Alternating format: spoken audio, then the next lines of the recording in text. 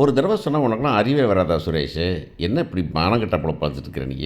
இப்படி அவ்வளவு கேவலமாக இருக்கிற? யாரவன்? யார் உங்கள் மாமன்? உன் மாமன் என்ன பெரிய இதா?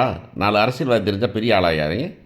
நீ பாட்டில் போய் ரோட்டில் வச்சு அடிப்பியா நீ? உன் சட்டத்தை உன் கையில் எடுத்துப்பியா நீ?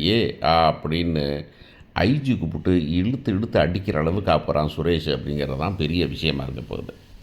இன்றைக்கி பார்த்தீங்கன்னா வந்துட்டு அந்த பையன் இருக்கான். அந்த பையன் வந்துட்டு ஷாம் வந்துட்டு அந்த பொண்ணுகிட்ட பேசுகிறான். அவங்க வந்துட்டு ஆக்சுவலாகவே அந்த பொண்ணு சொல்லுது, டே என்கிட்ட பேசியிருந்தேன்னா பின்னால் வம்பா போயிருண்டா, அவங்க வேறு வம்பழுத்துட்டு இருக்காங்க, நீ என்கிட்ட பேசாதடான்னு சொல்லுது. அதுக்கு என்ன பண்ணால் கேம்பஸ்குள்ளேயே சொல்லியிருக்கலாம், கேம்பஸ் விட்டு வெளியே வந்து சொல்லுது. சின்ன பசங்க அப்படி தான் இது வந்துட்டு. இன்னொன்று பார்த்தீங்கன்னா, காலேஜ் பசங்க பேசுனாவே லவ் பண்ணுவாங்க அப்படின்னு நினைக்கிற மித்தெல்லாம் மாறி போய் ரொம்ப காலமாச்சு. அதெல்லாம் வந்துட்டு ஒரு காலத்தில் வந்துக்கிட்டு இப்போ நீங்கள் காதலிக்கிறனாக்கும் தற்கொலை பண்ணிட்டு கீழே விழுந்துருவேன்னு சொல்லிட்டு காதலிக்க வச்ச படங்கள்லாம் நமக்கு வந்துருக்குது நிறைய காலத்தில். இப்போ ட்ரெயினில் வந்துட்டு பாட்டு பாடிக்கிட்டே போனால் 2 பொண்ணுங்க லவ் பண்ணுங்க அப்படிங்கிறதெல்லாம் மாறி போய் காலம் ரொம்ப காலமாகி போச்சு. இப்போலாம் பல நேரங்களில் பொண்ணுங்க வந்துட்டு பாவம் பார்த்து காதலிச்சு தான் வந்துட்டு பாவம் பார்த்து கல்யாணம் முடிச்சு தான் அதுக்கு வம்பில் மாட்டிக்குது அப்படிங்கிறது நமக்கு தெரியும். இப்போ இந்த கதையில் பார்த்தீங்கன்னாக்கா, என்னமோ அந்த பொண்ணுங்க பேசுனதுனால வந்துக்கிட்டு லவ் பண்ணிடுவாங்க அப்படின்னாக்கா, காலேஜில் எல்லா பசங்களும் பார்த்தீங்கன்னா, ஒரு பொண்ணு 10 பசங்களோட பேசிகிட்டு இருக்குது, பசங்க 10 ஒரு பையன் 10 பொண்ணோட பேசுது அப்படிங்கிறதெல்லாம் ரொம்ப வந்துட்டு ஆக்சுவலாக ஹெல்த்தியான ஆட்டிடியூட் அப்படின்னே சொல்ல வேண்டியிருக்கு நமக்கு. இதில் பல நேரங்களில் வந்து தலையிட்டு தான் வந்துட்டு அந்த பிள்ளையை லவ் பண்ண வைக்கிறது நம்ம குடும்பங்கள்லாம் சேர்ந்து பண்ணிக்கிட்டு இருக்கிறது அப்படிங்கிறதும் நமக்கு இருக்குது. இப்போலாம் வந்து அந்த காலத்தில் மாதிரி வந்துக்கிட்டு ஐயையோ காதலிக்கலைன்னா செத்து மடிஞ்சு போயிடுவேன் அப்படிங்கிறதெல்லாம் மாறி போய் ரொம்ப காலமாகி போயிடுச்சு. இப்போலாம் வந்துட்டு பிடிக்கலையா போங்கடா அப்படின்னு விட்டுட்டு போகிற காலம் வந்துருச்சு. அதனால தான் டிவோர்ஸ் கேஸ் எல்லாம் வந்துக்கிட்டு இருக்குது, லிவிங் டுகெதர் அப்படின்னு வந்துகிட்டு இருக்கு. இதெல்லாம் காலம் கடந்து போன சமயத்தில் நீங்கள் வந்துட்டு பல வருஷத்துக்கு முன்னாடி ஜமீன்தார் பிரச்சனையில் சண்டை போட்ட மாதிரி இவங்க வந்துட்டு அந்த வந்துட்டு தங்கராசு வந்துட்டு வம்புழுக்கிறதும் அதுக்கு சுரேஷ் வந்து கூட நிற்கிறதும் ரொம்ப கேணத்தனமாக இருக்குது அப்படின்னு தான் சொல்லணும். இருந்தாலும் இந்த ஸ்டோரி வந்துட்டு ஒரு ஹார்ட் பிரேக்கிங் ஸ்டோரியாக இருக்குது அப்படிங்கிறது பார்க்குறோம். ஏன்னு கேட்டிங்கன்னா வந்துட்டு இந்த பக்கம் வந்துட்டு படித்த பொண்ணுக்கு இருக்கிற பிரச்சனை, அந்த பக்கம் படிக்காத பொண்ணுக்கு இருக்கிற பிரச்சனை அப்படிங்கிறதுனால தான் இந்த சீரியல் இம்பார்ட்டன்ஸ் கொடுக்குது.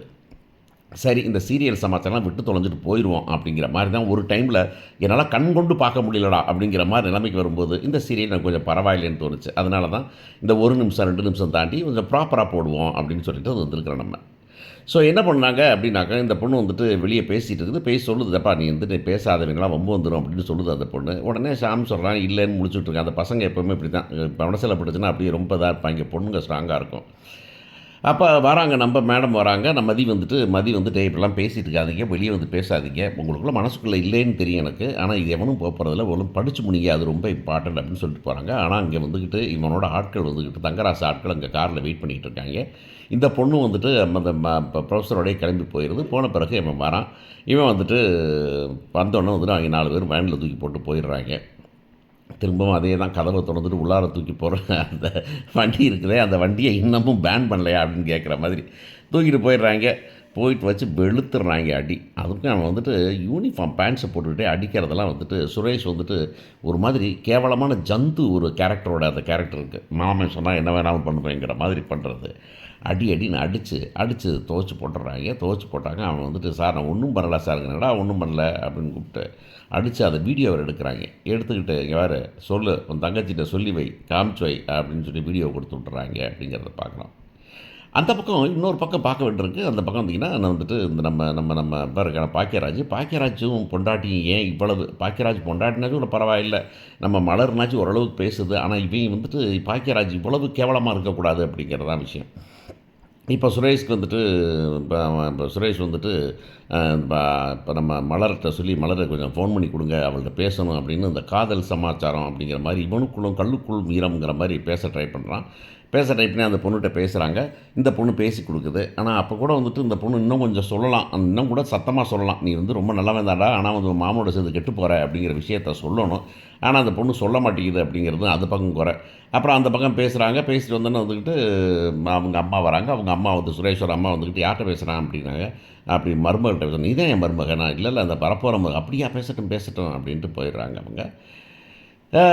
இப்போ வந்துட்டு இப்போ பாக்கியராஜ் வேலை முடிஞ்சு வராரு. அந்த அக்கா அவங்ககிட்ட கேட்குறாங்க, இப்படி வந்துட்டு எப்போ நாளைக்கு சேலை எடுக்க போகணும் அப்படிங்கிறாங்க. எப்படியா சேலை எடுக்க போகிறோமா, சரி வேணா நான் வேணா 6 நாள் லீவ் போட்டுறேன், அவன் ஒரு 6 நாள் லீவ் போட்டுறேன், இவ்வளோ நீ வரட்டும் அப்படின்னு. இல்லை பிள்ளைக்கு ஸ்கூல் இருக்குது அப்படிங்குது அந்த பொண்ணு மலர். உடனே பிள்ளைக்கு அவனுக்கு ஒரு 6 நாள் லீவ் போட்டோம், போகட்டும் கூட போயிட்டு வரலாம், சேலை எடுக்க போகலாம் அப்படின்னாங்க. அப்படிலாம் நீங்களாம் வர வேண்டாம் அப்படிங்கிறாங்க.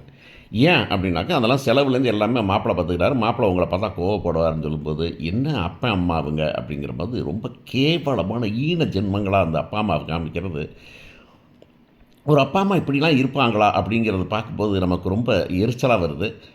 ஒரு டைமில் பார்த்தீங்கன்னா, அந்த அம்மாவனாச்சும் கொஞ்சூண்டு வந்துட்டு அந்த பக்கமா வந்துட்டு கொஞ்சம் மனசு வருத்தப்படுற மாரி, இவன நம்ம பையன் தான் நம்ம பையன கேவலப்படுத்துறாங்களே அப்படிங்கிற மாரி தோணுது அப்படின்னாலும் கூட, இந்த பக்கம் அந்த விஜயா, இவங்கெல்லாம் பார்க்கும்போது இப்படி பேரண்ட்ஸும் இருப்பாங்களா அப்படின்னு நமக்கெல்லாம் நம்ம அப்படி பேரண்ட் இல்லைங்கிறதுனால, இப்படி பேரண்ட்ஸ்லாம் இவ்வளவு ஈன ஜென்மங்களா இருப்பாங்களா அப்படின்னு பார்க்கும்போது, அப்படி இருந்தாங்கன்னா அவங்களோட நிலைமைய யோசிச்சு பார்க்குறேன். இந்த நம்ம நம்ம இருக்கானே நம்ம மீனா முத்து, அவன் நிலைமை, இந்த பாக்கியராஜ் நிலைமையெல்லாம். நீங்க ஒருத்தர் வர வேண்டாம், மாப்பிள்ளை கோவிச்சுக்குவாரு அப்படின்னு சொல்லும்போது, அதுக்கு அதுக்கு இந்த சொல்லுவாங்களே, இந்த பஜ்ஜிய வச்சு இப்படி நியூஸ் பேப்பரில வச்சு கடிச்சு புழிஞ்சு எண்ணெய புழிஞ்சிட்டு திங்காட்டி நாக்கத்தான் வெட்டி போட்டு தொலைஞ்சுட்டா என்ன அப்படின்னு கேட்ட மாதிரி, இப்படி ஒரு பொழப்புக்கு அந்த மருமகன அப்படி தூக்கி கொஞ்சாட்டி தான் என்ன? அப்படி பார்த்தாலும் உன் மகள என்னமோ ரொம்ப ராணியா வச்சிருக்கியா? இல்ல உன் மகன் மேல வச்சிருக்கியா?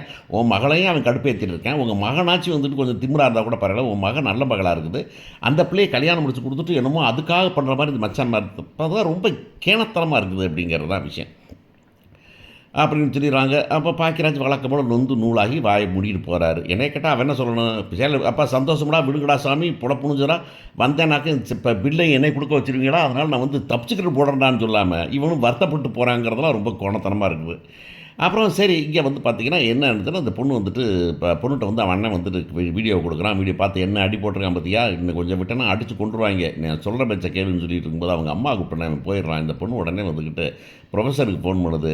மதிக்கு ஃபோன் பண்ணால் மதி வந்து எடுக்கிறாங்க. எடுத்து பார்த்துட்டு இந்த வீடியோ காமிச்சாங்க. வீடியோ எனக்கு அனுப்பிவிடுன்னு அனுப்பிவிட சொல்லி பார்க்குது. பார்த்து கடுப்பாகிருது அப்படிங்கிறது தான் விஷயம். அப்போ என்ன பண்ண போகுது வீடியோவை தூக்கிட்டு போயிட்டு நேராக ஐஜி ஆஃபீஸ் போகுது. ஐஜி ஆஃபீஸில் போயிட்டு எப்படி சார் பார்க்கணும் அப்படின்னா, என்னம்மா அதான் பிரச்சனை முடிஞ்சிடாமா மன்னிப்பு கேட்டார்லம்மா மன்னிப்பு கேட்டாரா?